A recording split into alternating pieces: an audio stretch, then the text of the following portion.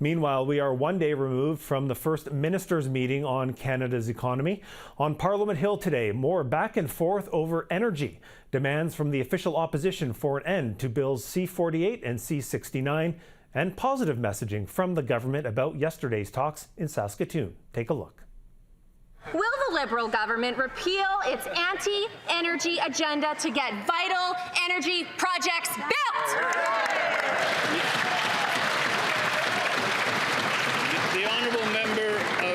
The Honourable Minister of Energy and Natural Resources.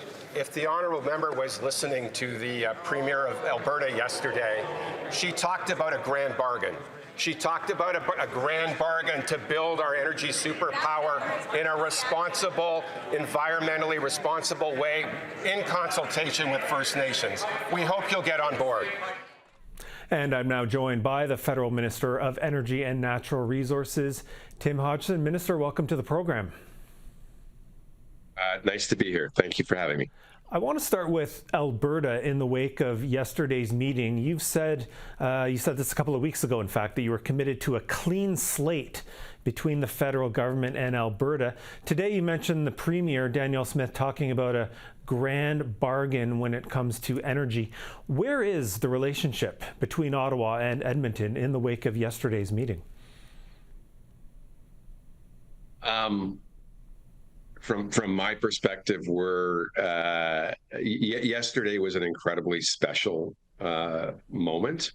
It was a moment where 13 premiers and the Prime Minister came together with a shared unified Team Canada vision, a shared vision around building the infrastructure, retooling our economy to make us an energy superpower in both clean and conventional energy. And I don't think we've seen that in my memory, to have the type of unity. And I can tell you, as a Canadian, it was one of the proudest days of my life to see that type of unity amongst all of the premiers and the Prime Minister. And so now we've got to execute on that. There was a clear discussion around the process for rebuilding and retooling our economy. We talked about the types of projects that would end up as projects of national interest. We talked about the criteria that would be used to have projects get to national interest.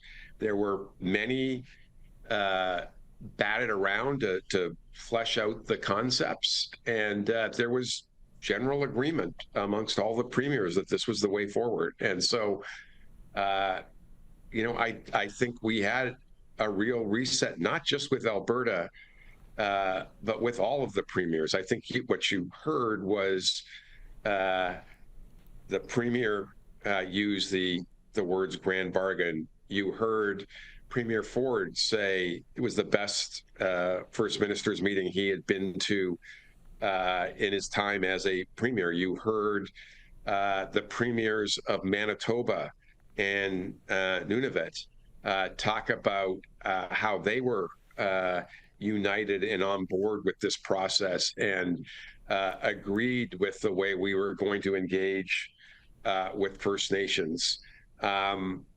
Literally from coast to coast to coast, you had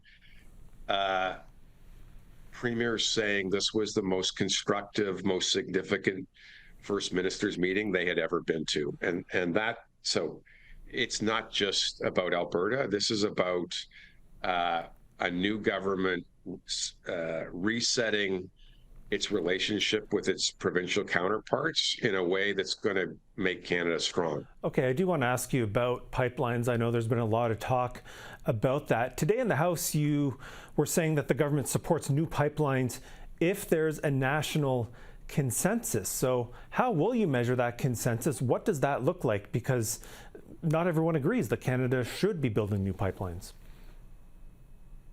So I think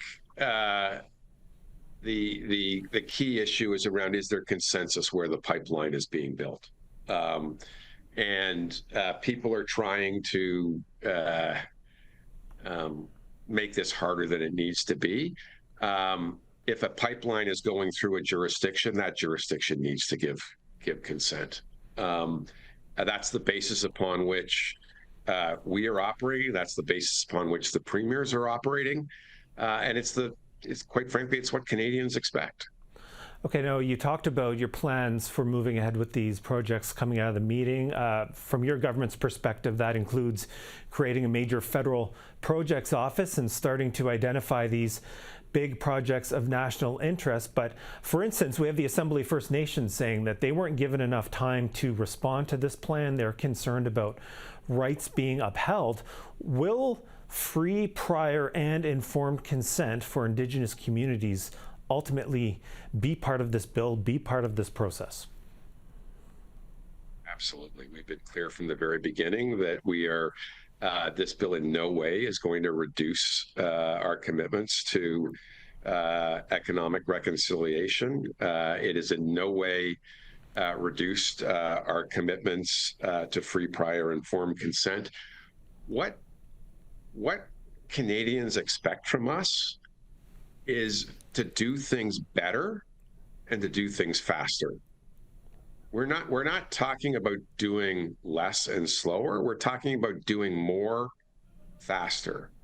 And I can tell you, having sat in many of the meetings that we've had First Nations leaders. I can tell you, if you go back and look at the pictures from the meetings in Calgary with energy leaders on Saturday, and look at those pictures to the right of the Prime Minister.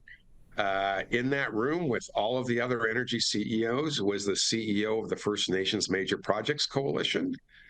And just to my left was the CEO of the representing the nations that participate in the Project Dawn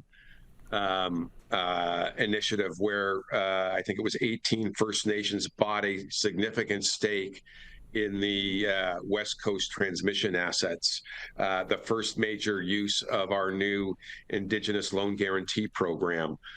So First Nations leaders have been a part of this concept. Now, it is going fast, and I think that's what we need to work on here. The Prime Minister likes to say it's not a question of if, it's a question of how. How means, and I'll bring it back to, we have to do it better, and we've got to build those processes, and we have to do it faster. If we are going to win this trade war and protect the prosperity that Canadians are looking for, and I was quite taken by Premier Canoe, who in the news conference said why he is excited about what's happening. What I'm paraphrasing, but what Premier Canoe said is, we have an opportunity to make a significant change in the economic outcomes and economic opportunities for some of the poorest communities in our country, and to create jobs for some of the most disadvantaged citizens in this country. And it's worth working hard to do that. This is going to be hard, but we need to do it better, and we need to do it faster. And if we do that, we will protect and we will grow the prosperity for all Canadians. That's what we're playing for here. And that's, quite frankly, that's why every premier was on board and excited. They all want to play for the same thing. They know that's what Canadians want us to do. So let's get going and do it. Okay, we just have a moment left, and I do want to ask you about the environmental side of this, because you're talking about moving faster. Will there still be meaningful reviews of environmental impacts happening under this new process that you're working on? Absolutely. Absolutely. What we need to do is we need to look at how we do our environmental approvals. And we need to re-engineer how we do that so we can do it as well or better than we've done in the past, but do it faster. That means doing some things in parallel as opposed to doing them sequentially. That means potentially looking at new resources.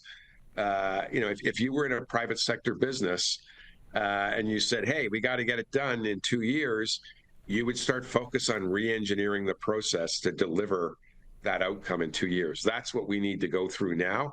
We need to go through that re-engineering of the process with First Nations and with the stakeholders involved to make sure we deliver that better and faster result for Canadians. All right, we're going to have to leave it there. Minister Tim Hodgson, appreciate you joining us tonight and offering your insight for us here on Primetime Politics. Thank you. Take care.